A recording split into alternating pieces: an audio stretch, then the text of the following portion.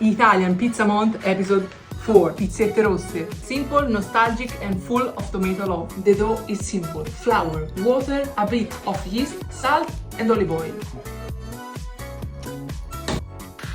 Stretch and fold twice. Let it rest for 2 hours. Then shape into small balls and let them rest a little. Let's make the sauce. Crushed tomatoes, olive oil, salt and oregano. Time to shape the pizzette.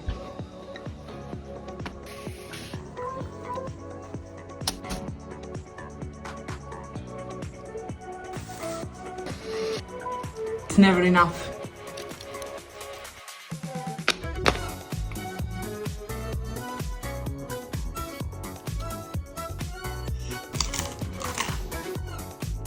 Buon appetito, sunshine!